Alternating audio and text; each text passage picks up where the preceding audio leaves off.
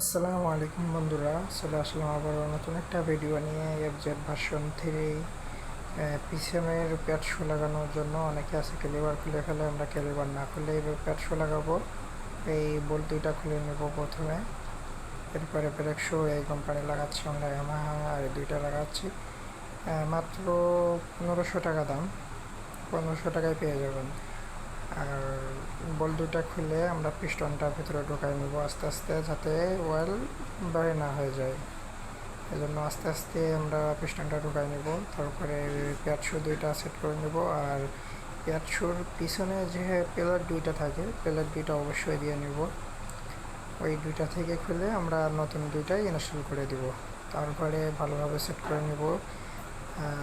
Screw driver ব্যবহার করা লাগতে পারে, এখানে বেশি দ্রুতগতি করলে হবে না, আস্তে আস্তে ব্যবহার করতে হবে যাতে রঙগুলো না উঠে যায়।